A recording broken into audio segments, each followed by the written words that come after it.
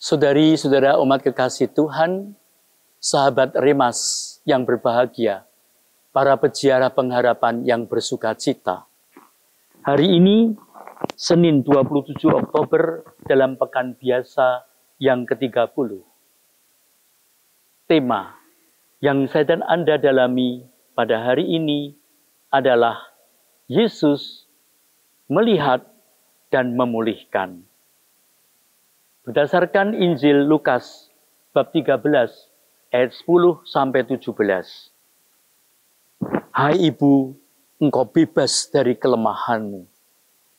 Saat Yesus mengajar di rumah ibadat pada hari Sabat, ia melihat seorang perempuan yang telah 18 tahun dirasuki roh yang membuatnya sakit dan membungkuk. Tidak dapat berdiri tegak. Yesus memanggil perempuan itu, menumpangkan tangannya, dan ia pun sembuh seketika. Kenapa Yesus itu memanggil?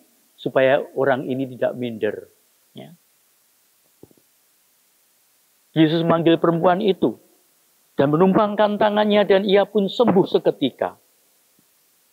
Namun, pemimpin rumah ibadat menegur Yesus, karena menyembuhkan pada hari Sabat.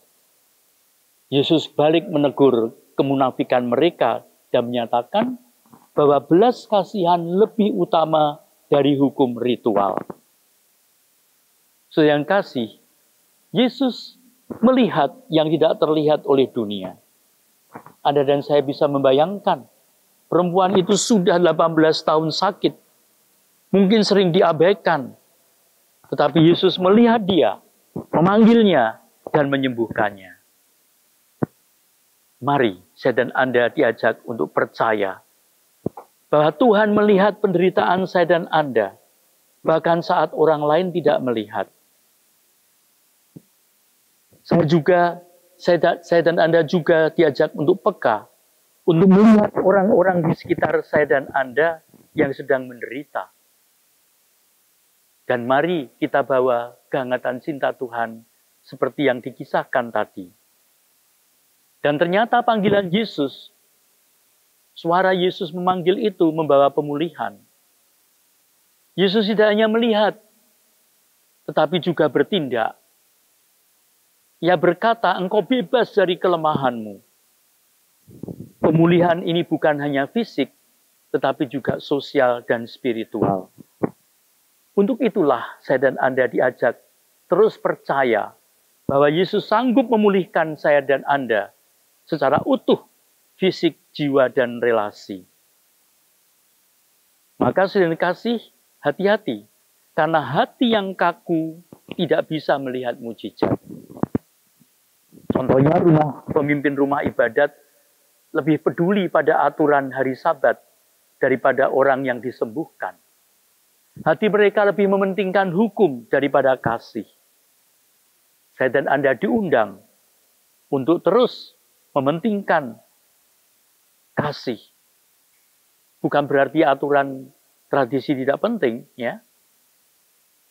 Kadang-kadang kita lebih mementingkan aturan tradisi atau penampilan luar, casing, daripada kasih dan belas kasihan. Saya dan Anda diajak untuk bersuka cita melihat orang lain dipulihkan Tuhan. Bukan seperti orang Farisi itu justru memasalahkan. Karena itu Yesus menantang kemunafikan agama. Yesus menyebut mereka orang munafik karena mereka memperbolehkan binatang mereka diberi minum pada hari Sabat, tetapi marah saat ada orang disembuhkan.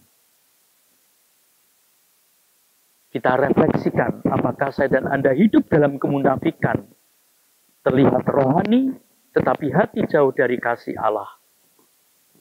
Karena itu, mari kita datang kepada Yesus dengan semua beban dan kelemahan kita. Saya dan Anda yakin Dia tidak pernah akan mengabaikan saya dan Anda. Jangan pernah meremehkan kasih karunia Tuhan hanya karena saya dan Anda terbiasa dengan aturan agama.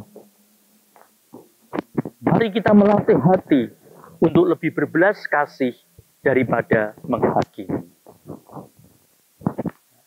Kita bukan hanya orang yang delok, kendel alok, ya, tetapi berupaya untuk bersama-sama mengucap syukur atas segala kemurahan dan kebaikan Tuhan dan tidak tersandera hanya pada casing aturan luar saja. Terpujilah nama Yesus, Maria, dan Yusuf. Salam STMJ, Sabda Tuhan menyegarkan jiwa. Amin.